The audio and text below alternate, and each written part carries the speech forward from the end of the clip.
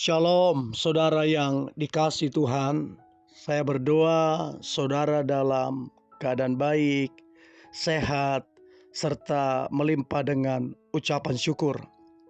Firman Tuhan hari ini, Tuhan berkuasa dalam kehidupanmu. Mari kita berdoa. Tuhan Yesus, terima kasih buat hari ini. Kami bangga serta bersyukur punya Allah seperti Engkau yang penuh kasih, penuh kuasa, dan penuh cinta atas kehidupan kami. Hari ini kami mau dengar firman-Mu, urapilah kami agar kami mengerti firman-Mu. Terlebih kami menjadi pelaku firman-Mu. Kami sangat percaya hidup kami pasti diberkati, dipulihkan, bahkan dipakai Tuhan, menjadi berkat dan menyenangkan hati-Mu. Dalam nama Tuhan Yesus, kami dengar firman-Mu, haleluya, amin. Tuhan berkuasa dalam kehidupanmu. Yeremia pasal 45 ayatnya yang keempat dikatakan, maka beginilah firman Tuhan, sesungguhnya apa yang kubangun akan kuruntuhkan, dan apa yang kutanam akan kucabut, bahkan sekalipun seluruh negeri.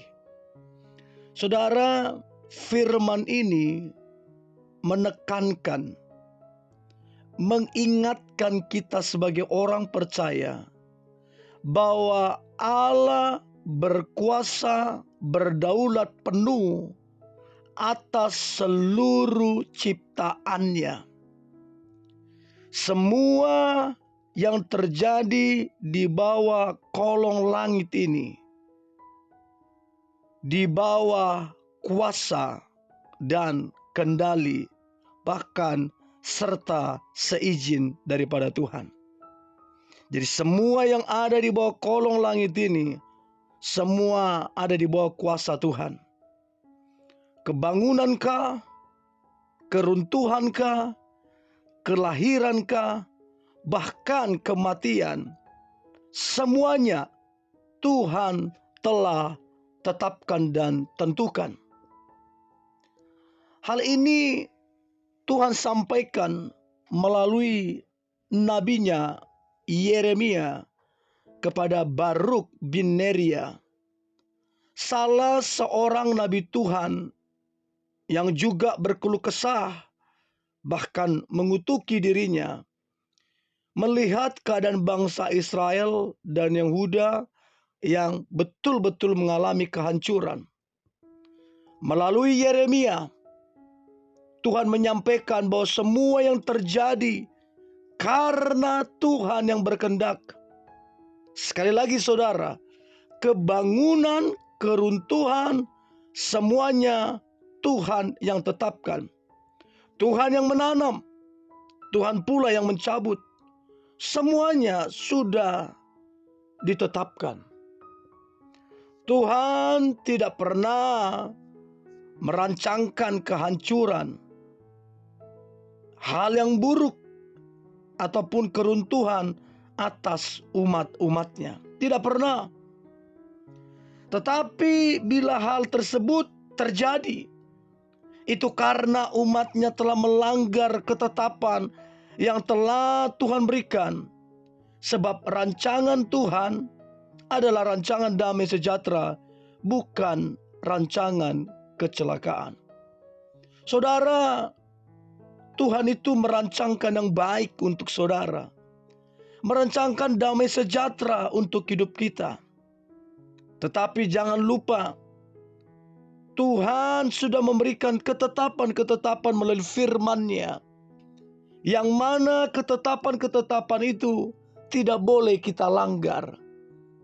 Supaya apa? Supaya tidak terjadi hal-hal yang merugikan, yang menghancurkan kehidupan kita. Untuk itu saudara yang dikasihi Tuhan, setiap ketetapan-ketetapan daripada firman Tuhan, kita harus menghidupinya. Saudara, setiap permasalahan, pergumulan, sakit penyakit, atau apapun itu, seringkali Tuhan mengizinkan. Tentunya ada penyebabnya. Apakah kita melanggar ketetapan yang Tuhan telah buat? Atau apakah kita hidup di dalam dosa? Kita terus-menerus hidup di dalam dosa.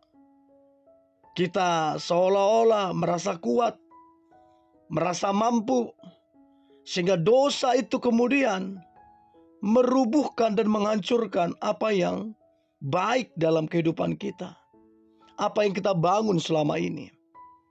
Nah, kita sebagai orang percaya, kita mesti mengintrospeksi diri, bertobat, dan berbalik dari semua dosa-dosa kita, supaya kita mengalami kuasa Tuhan yang ajaib, sebab Dia berkuasa atas kehidupan kita.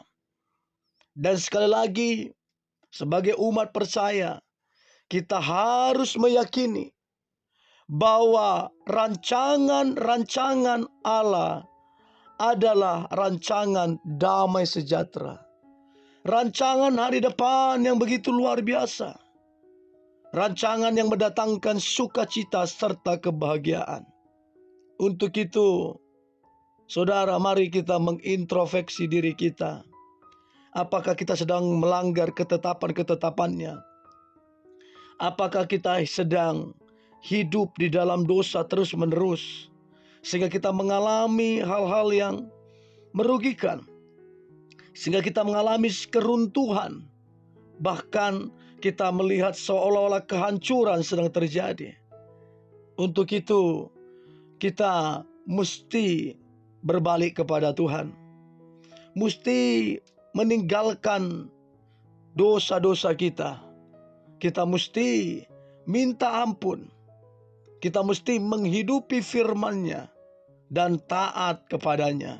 Dan saya percaya kuasa Tuhan yang ajaib mampu memulihkan seluruh kehidupan kita.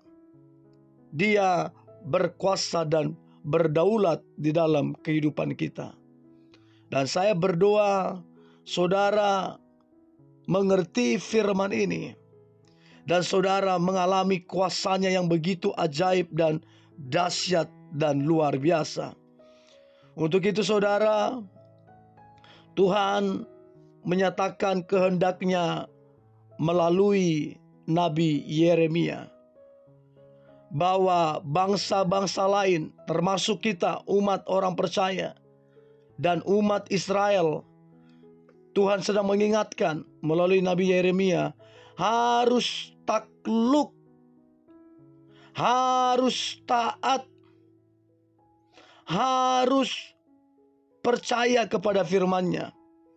Kita harus tunduk kepada firman-Nya, supaya kita mengalami kuasa Tuhan yang dahsyat dan luar biasa. Kita ini umat kepunyaan Tuhan. Kita ini kekasih-Nya. Kita ini anak-Nya. Kita harus hidup di dalam firman-Nya, dan firman-Nya harus menguasai kita. Apapun yang saudara sedang hadapi hari ini, keadaan, keuangan, pekerjaan, apapun yang saudara sedang hadapi hari ini, jangan pernah takut. Jangan marah. Jangan menyalahkan keadaan ataupun orang lain. Jangan juga bersungut-sungut kepada Tuhan. Seringkali semuanya itu dipakai Tuhan untuk menguatkan dan meneguhkan kita, untuk iman kita itu muncul, sehingga kita melihat kekuatan dan kuasanya itu nyata dalam kehidupan kita. Mari kita berdoa. Tuhan Yesus, terima kasih buat hari ini. Kami bangga punya Tuhan yang berkuasa di dalam kehidupan kami. Apapun keadaan kami tidak boleh berfokus kepada itu. Mata kami harus tertuju kepadamu, sebab kuasa-Mu itu berdaulat. Engkau mampu mengubahkan keadaan kami. Engkau mampu memberkati kehidupan kami. Engkau bahkan mampu memakai kehidupan kami. Hati kami bersyukur punya Allah yang berkuasa, punya Allah yang mengasihi kami, punya Allah yang menyertai kami. Terima kasih Tuhan Yesus. Di dalam nama Tuhan Yesus, Juru Selamat kami berdoa dan mengucap syukur. Haleluya. Amin.